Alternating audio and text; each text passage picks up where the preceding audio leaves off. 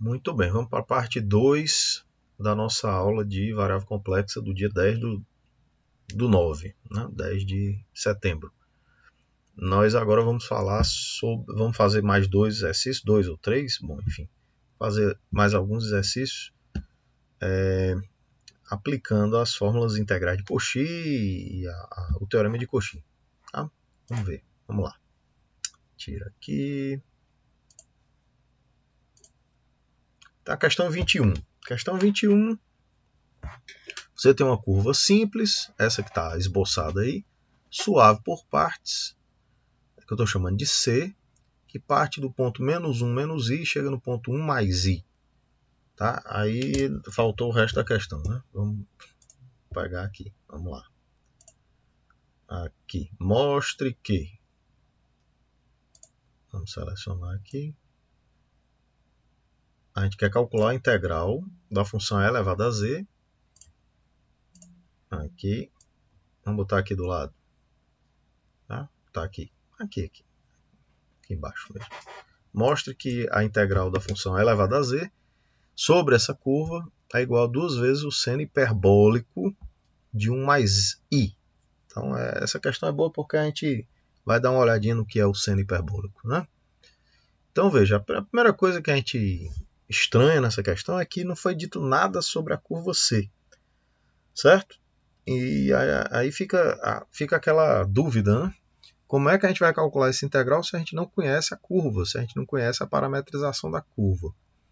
Só que nós sabemos que funções de variável complexa se comportam em relação à integração de um modo bem interessante, né? Como assim, né? O que nós temos aqui é o seguinte: a função que está sendo integrada é a função e elevada a z.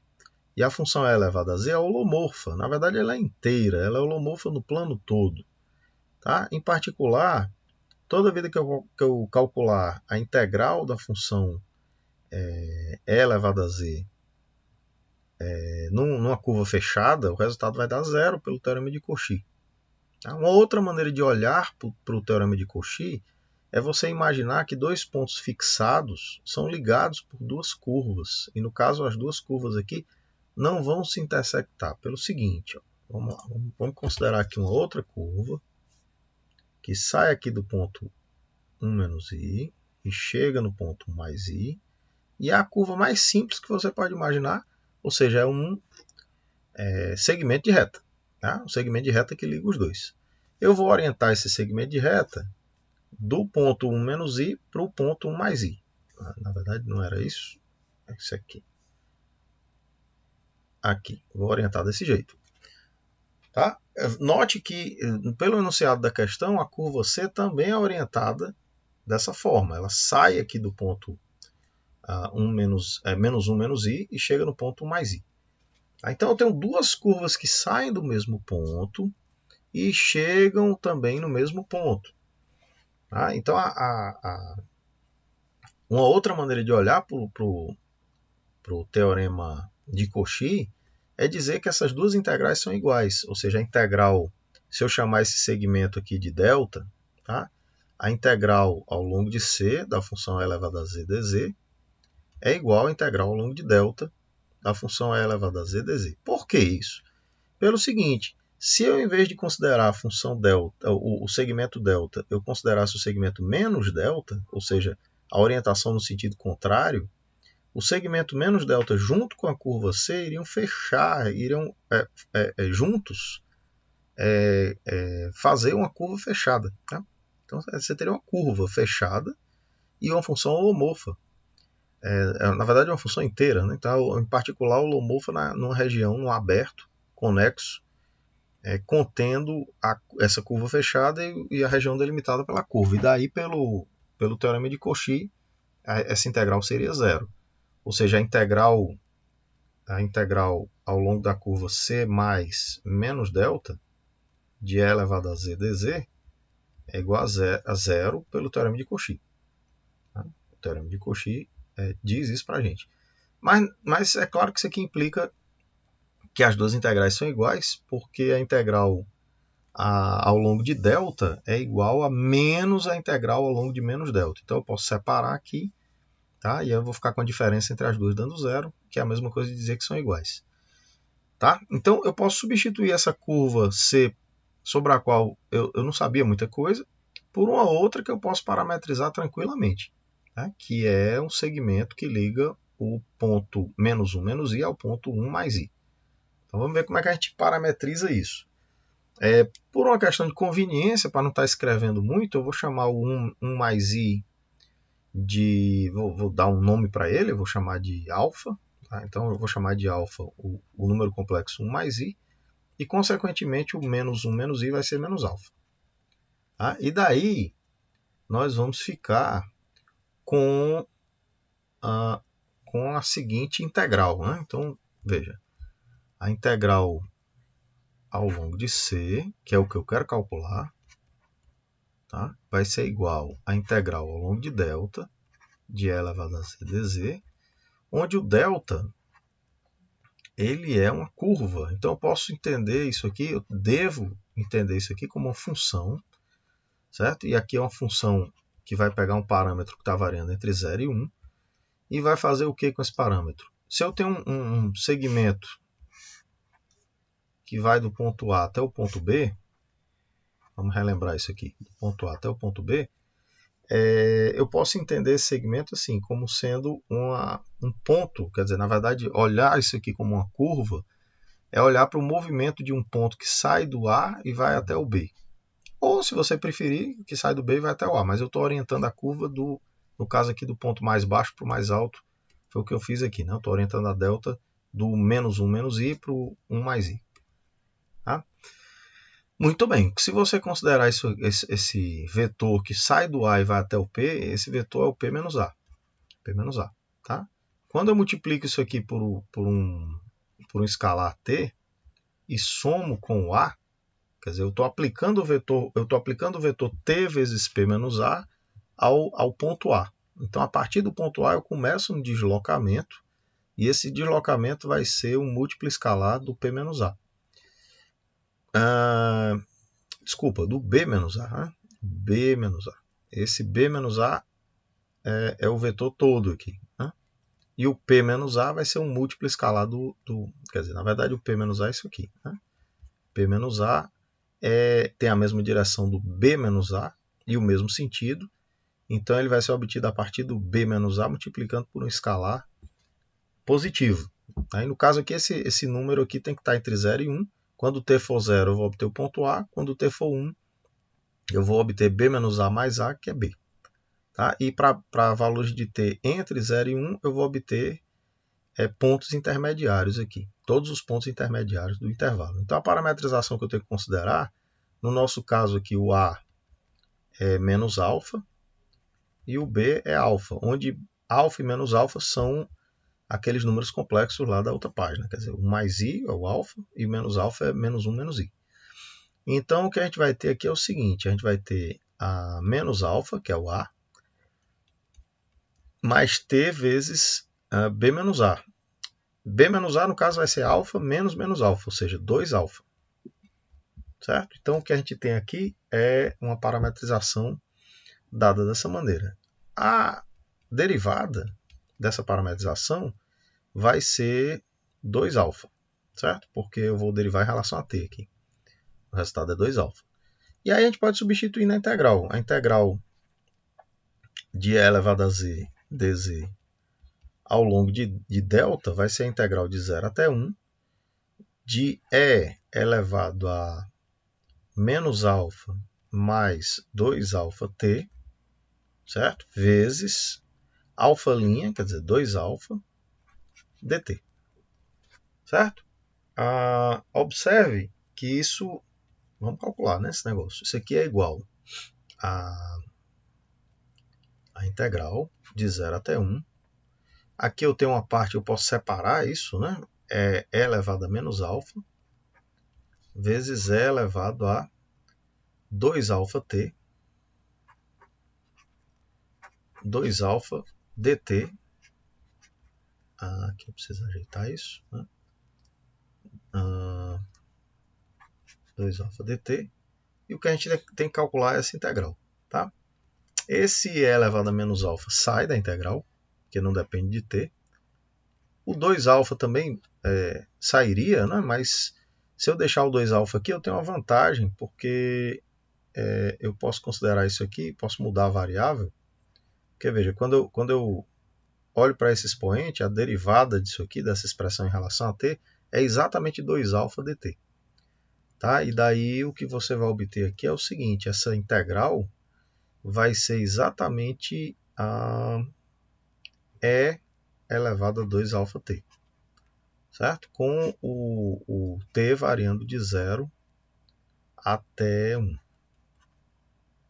Ok? Então isso aqui é igual a e elevado a menos alfa vezes e elevado a 2α, que é o valor que corresponde ao t igual a 1, menos e elevado a 0. Ou seja, o que eu tenho aqui é e elevado a menos alfa vezes e elevado a 2α menos 1, que é exatamente e elevado a alfa menos e elevado a menos alfa, que é o dobro de e elevado a alfa menos e elevado a menos alfa sobre 2.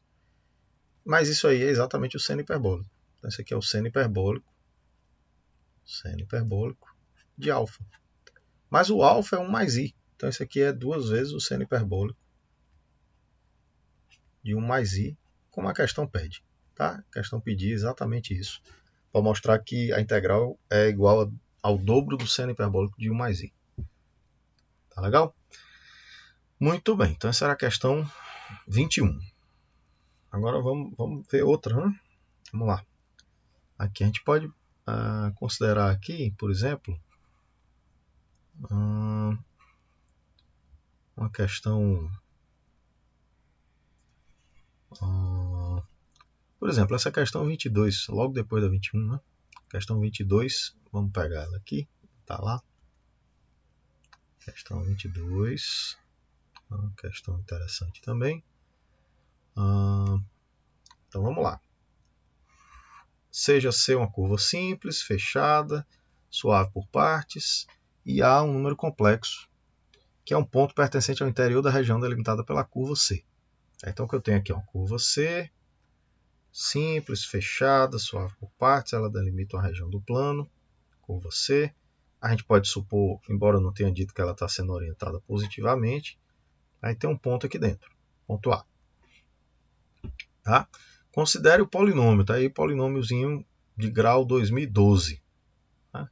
Determine o valor da integral, e essa integral está aí em torno da C. Observe que isso aqui é exatamente a integral que aparece na fórmula de Cauchy para derivadas. Vamos lembrar o que é a fórmula de Cauchy para derivadas. Se eu tenho uma f que ela é holomorfa numa determinada região, tá? No caso aqui, a f que está em questão é um polinômio. Polinômios são funções inteiras. Tá? Eles admitem derivada no plano todo.